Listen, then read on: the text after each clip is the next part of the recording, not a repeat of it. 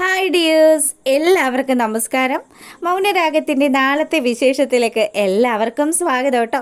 അങ്ങനെ നമ്മുടെ മൂങ്ങ മുത്തശ്ശി വിക്രത്തിൻ്റെ അരികിലെത്തിയിട്ട് വിക്രത്തോട് പറയുക, അതെ, നിൻ്റെ അച്ഛൻ്റെ മുട്ടുകാല് തല്ലി ഓടിച്ചിട്ടാ ഞാനിപ്പോൾ വന്നിരിക്കുന്നത്. നിങ്ങളൊരമ്മയാണോ? നിങ്ങളെപ്പോലെയുള്ളൊരു സ്ത്രീയെ ഞാൻ എൻ്റെ ജീവിതത്തിൽ കണ്ടിട്ടില്ല. അല്ലെങ്കിൽ എൻ്റെ അച്ഛൻ്റെ മുട്ടുകാല് തല്ലി ഓടിച്ചു എന്ന് എൻ്റെ അടുത്ത് തന്നെ നിങ്ങൾ വന്ന് പറയുമോ? ഞാനിതിനകത്തായി പോയി, അല്ലായിരുന്നെങ്കിലുണ്ടല്ലോ മുങ്ങേ, നിങ്ങളെ ഞാൻ കാണിച്ചു തന്നേനെന്ന് വിക്രം പറയുക. എടാ, നീ നിൻ്റെ അച്ഛനൊക്കെ ഒരുപാട് ആൾക്കാരെ ഒരുപാട് കാര്യങ്ങളൊക്കെ ചെയ്ത് ദ്രോഹിച്ചിട്ടില്ലേ? ഇനി അതിനൊക്കെയുള്ള ശിക്ഷ അനുഭവിക്കേണ്ടുന്ന കാലമായടാ. നീ നിൻ്റെ അമ്മയോട് പോലും വളരെ മോശമായിട്ട് പെരുമാറിയിട്ടുണ്ട്. അവളെക്കുറിച്ച് അനാവശ്യമായിട്ടുള്ള കാര്യങ്ങളൊക്കെ പറഞ്ഞു നടക്കുകയും ചെയ്തിട്ടുണ്ട്. എന്നിട്ട് നിൻ്റെ അമ്മ ചെയ്യേണ്ടിയിരുന്ന ഒരു കാര്യം, ആ ഒരു സൽപ്രവൃത്തി അവനെ വളർത്തി വഷളാക്കിയത് കൊണ്ട് ഞാനതങ്ങ് കംപ്ലീറ്റ് ചെയ്തു എന്ന് നീ വിചാരിച്ചാൽ മതിയെന്ന് മൂങ്ങ മുത്തശ്ശി പറയുക. അങ്ങനെ നമ്മുടെ വിക്രം ആണെങ്കിൽ നല്ല ദേഷ്യത്തിൽ നിൽക്കുമ്പോൾ മൂങ്ങ പറഞ്ഞു, ഇനി ഈ കാര്യങ്ങളൊക്കെ ഞാനിവിടെ വന്ന് പറഞ്ഞു എന്ന് വിചാരിച്ചിട്ട് നീ ഇനി എന്തെങ്കിലും പരിപാടിയായിട്ട് ഇതിൻ്റെ പുറത്തേക്ക് ഇറങ്ങി വന്നു കഴിഞ്ഞാൽ പിന്നെ ഞാനായിരിക്കില്ല നിനക്ക് ഇതിനൊക്കെയുള്ള മറുപടി തരുന്നത്, കിരണായിരിക്കും. കിരണും കല്യാണിയും കാർത്തികയും ഒക്കെ നിന്നെ നോട്ടയിട്ട് വെച്ചേക്കേടാ. നിന്നെ അവരുടെ കയ്യിൽ കിട്ടിക്കഴിഞ്ഞാൽ ഉറപ്പായിട്ടും അവർ നിന്നെ വലിച്ചു കയറും.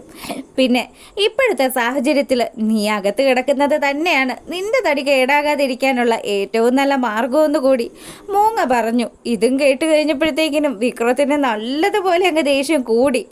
ഇവരെന്താ ചെയ്യേണ്ടത്? എനിക്ക് എന്തെങ്കിലും മാർഗത്തിൽ ഈ ജയിലിൽ നിന്ന് ചാടാനായിട്ടുള്ള ഒരു അവസരം കിട്ടിക്കഴിഞ്ഞാൽ ഉറപ്പായിട്ടും ആദ്യം ഞാൻ തീർക്കുക ഈ പെണ്ണുപിള്ളേനെ ആയിരിക്കും.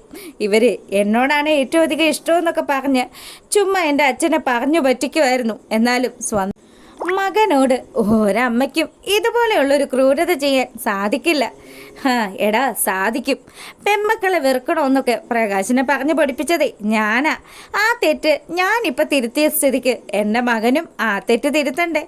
ഇനി അവൻ നേരെ ആവാൻ ലക്ഷണം ഇല്ലെങ്കിൽ അവനെ ഞാൻ ആ വിഷം കൊടുത്തെങ്കിലും കൊന്നിരിക്കും. അത് ഞാൻ എൻ്റെ കാർത്തിക മോൾക്കും കല്യാണി മോൾക്കും കൊടുത്തിരിക്കുന്ന വാക്കാണടാ. നിന്നെയും നിൻ്റെ അച്ഛനെയും ഒന്നും ഇനി സമാധാനമായിട്ട് ജീവിക്കാനായിട്ട് ഞാൻ അനുവദിക്കില്ല എന്ന് കൂടി മൂങ്ങ പറഞ്ഞിട്ട് അവരവിടുന്ന് പോവുക. പിന്നീടാണെങ്കിലോ നമ്മുടെ വിക്രം നേരെ ചെല്ലുക ഗംഗാപ്രസാദിൻ്റെ അരികിലേക്ക്. അല്ലടാ, ആരായിരുന്നു കാണാൻ വന്നത്? എൻ്റെ അമ്മൂമ്മ, ആ നശിച്ച സ്ത്രീ. നമ്മളിവിടെ വെച്ച് എൻ്റെ അച്ഛൻ്റെ കാര്യങ്ങളൊക്കെ സംസാരിച്ചു കൊണ്ടിരുന്നില്ലേ? അച്ഛൻ എന്തു പറ്റിയതാണെന്നോ? അച്ഛന് ഒരു അപകടം സംഭവിച്ച് ഇപ്പം ആശുപത്രിയിലാണ് ഉള്ളത്. അയ്യോ, എന്താ സംഭവിച്ചത്? നിൻ്റെ അച്ഛന് ഒരുപാട് അസുഖങ്ങളൊക്കെ ഉള്ളതല്ലേ? ഇനി അങ്ങനെ എന്തെങ്കിലും പ്രശ്നം പറ്റിയതാണോ എന്ന് ഗംഗാപ്രസാദ് ചോദിച്ചു. ഇത് അങ്ങനെയൊന്നും പറ്റിയതൊന്നും അല്ല. എൻ്റെ അമ്മൂമ്മ എന്ന് പറയുന്ന സാധനം ഉണ്ടല്ലോ, അവരച്ഛനെ വിശ്വസിപ്പിച്ച് അച്ഛൻ്റെ കൂടെ അച്ഛൻ്റെ വീട്ടിൽ നിന്നിട്ട് അച്ഛനെ അവർ ചതിക്കുകയോ ചെയ്തത്. അച്ഛൻ ഉറങ്ങിക്കിടന്ന സമയത്ത് അച്ഛൻ്റെ കാൽമുട്ട് തല്ലി ഒടിച്ചു. എൻ്റെ ദൈവമേ, അവരാരും കൊള്ളാലോ. എന്തായാലും അവരോടുള്ള കണക്കും നമുക്ക് തീർക്കാടാ. ഇപ്പം ശത്രുക്കളെല്ലാവരും ഒരു കളത്തിൽ നിൽക്കുന്ന സ്ഥിതിക്ക് നമ്മൾ രണ്ടുപേരിലും ആരെങ്കിലും ഒരാൾ എത്രയും പെട്ടെന്ന് പുറത്തിറങ്ങണം. ഒന്നെങ്കിൽ അത് പരോളായിട്ടോ അല്ലെങ്കിൽ മറ്റേതെങ്കിലും മാർഗത്തിൽ ഇവിടുന്ന് പുറത്ത് ചാടാൻ കിട്ടിയാൽ ആ ഒരു അവസരം ഒരിക്കലും നമ്മൾ പാഴാക്കരുതെന്ന് കൂടി ഗംഗാപ്രസാദ് പറഞ്ഞു. ഇപ്പം ചേട്ടനെക്കാട്ടിലും കൂടുതൽ പുറത്തിറങ്ങാനുള്ള ആവശ്യം അതെനിക്ക് തന്നെയാണെന്നും വിക്രം പറയുക. അങ്ങനെ ആ ഒരു സീൻ കഴിഞ്ഞതും നമ്മളെ കാണിക്കുന്നത് നമ്മുടെ കാർത്തികയും ലക്ഷ്മിയമ്മയും കൂടി സംസാരിച്ചുകൊണ്ടിരിക്കുക. അപ്പോൾ ലക്ഷ്മി അമ്മ പറയുന്നുണ്ട്, അല്ല മോളെ, അയാൾ ഇവിടെ കിടക്കുന്നുണ്ടെങ്കിൽ നമുക്കൊന്ന് പോകണ്ടേ? ആ ദുഷ്ടനെ കണ്ടിട്ട് അവനോട് രണ്ട് വാക്ക് സംസാരിക്കണ്ടേ? പിന്നെ വേണമല്ലോ. അയാളെ ഇങ്ങനെ കിടക്കുന്ന കാഴ്ച കാണാൻ എനിക്ക് വലിയ താല്പര്യമുണ്ടമ്മേ. ഇപ്പം തന്നെ നമുക്ക് പ്രകാശൻ്റെ മുന്നിൽ പോയി നിൽക്കാമെന്ന് നമ്മുടെ കാർത്തികയും പറയുക. അങ്ങനെ കാർത്തിക അവളുടെ വയ്യായികകളൊക്കെ മാറ്റി വെച്ചിട്ട് ലക്ഷ്മിയമ്മയുമായിട്ട് ആ റൂമിലേക്ക് ചെല്ലുമ്പോൾ പ്രകാശനാണെങ്കിൽ ആകാശത്തോട്ട് നോക്കി മേൽപോട്ട് നോക്കി ഇങ്ങനെ കിടക്കുക.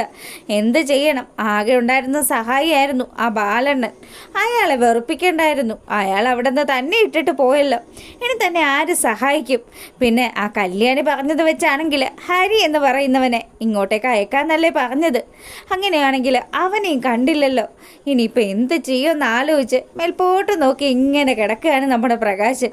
പ്രകാശൻ്റെ അരികിലേക്ക് ലക്ഷ്മി അമ്മ ചെന്നതും പ്രകാശൻ പെട്ടെന്ന് തന്നെ നമ്മുടെ ലക്ഷ്മി അമ്മയെ കണ്ടു. അങ്ങനെ പ്രകാശം പറയുന്നുണ്ട്, നീ എന്തിനാ ഇങ്ങോട്ട് വന്നത്? ഞാൻ തനിച്ചല്ലട പ്രകാശ, ഞാൻ വന്നിരിക്കുന്നത് എൻ്റെ മോളെയും കൂട്ടിയിട്ടാ.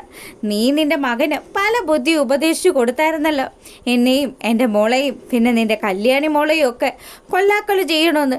എന്നിട്ട് അതിൻ്റെയൊക്കെ ബാക്കി പത്രമായിട്ട് എൻ്റെ കുഞ്ഞിനിതാ ഇപ്പം ഇങ്ങനെ ഒരു പരുക്ക് സംഭവിച്ചിരിക്കുക. എന്തായാലും ഇപ്പം എനിക്ക് നിൻ്റെ ഈ കിടപ്പ് കാണുമ്പോഴത്തേക്കിനും മനസ്സ് നിറഞ്ഞ സന്തോഷമാണ് വരുന്നത്. എടാ, നീ ഇങ്ങനെ കിടക്കും, ആരുടെയും സഹായമില്ലാണ്ട് നീ ഇങ്ങനെ കിടന്ന് നരകിക്കും. അവസാനം പിച്ചച്ചട്ടി എടുക്കേണ്ടുന്ന ഒരു ഗതി വരും. ഒരു നേരത്തെ ആഹാരം കഴിക്കാനായിട്ട് നീ ആൾക്കാരുടെ മുന്നിൽ കൈ നീട്ടോടെ പ്രകാശാന്നൊക്കെ നമ്മുടെ ലക്ഷ്മിയമ്മ പറയുക. പ്രകാശനാണെങ്കിൽ ഇവരെവിടെ നിന്നൊന്ന് പോയാൽ മതിയായിരുന്നു എന്നുള്ള രീതിയിൽ അങ്ങനെ കാട്ടിച്ചമർത്തി കിടക്കുക. ഇപ്പോഴാണെങ്കിൽ കാർത്തിക പറഞ്ഞു, തന്നെ പോലെയുള്ളൊരു അച്ഛന് പിറക്കേണ്ടി വന്നല്ലോ, അതാണ് ഞങ്ങളുടെ 3 പേരുടെയും ഏക ഒരു കുറവ്. അത് ഞങ്ങൾക്ക് ദൈവം തന്ന ഒരു ശിക്ഷയായിട്ടാണോ കാണുന്നത്? തന്നെ പോലെയുള്ള ഒരു മനുഷ്യനെ നാട്ടുകാരുടെ മുന്നിലിട്ട് തൻ്റെ മകൻ തന്നെ കുത്തി തീർക്കുമെന്നൊക്കെ പറഞ്ഞ് കാർത്തികയോ അവിടുന്ന് പോവാം. അങ്ങനെ പ്രകാശൻ കിടന്നുകൊണ്ട് പല കാര്യങ്ങളും ആലോചിച്ചു. തനിക്ക് സഹായത്തിന് ഒരു മനുഷ്യൻ പോലും ഇല്ലല്ലോ. തൻ്റെ വിക്രം തൻ്റെ അരികിൽ ഉണ്ടായിരുന്നെങ്കിൽ അവൻ തന്നെ നോക്കിയേനെ എന്നൊക്കെ. അങ്ങനെ ആ ഒരു സീനൊക്കെ കഴിഞ്ഞതും നമ്മുടെ ഗംഗാപ്രസാദിനെ ജയിലിൽ വന്ന് കാണുകയാണ് നമ്മുടെ മനോഹർ. അപ്പം ഗംഗയ്ക്ക് വലിയ സന്തോഷമായിട്ടോ. ഗംഗാപ്രസാദ് പറയുന്നുണ്ട്, എനിക്ക് ഉറപ്പുണ്ടായിരുന്നടാ നീ എൻ്റെ അടുത്തേക്ക് വരുമെന്ന്.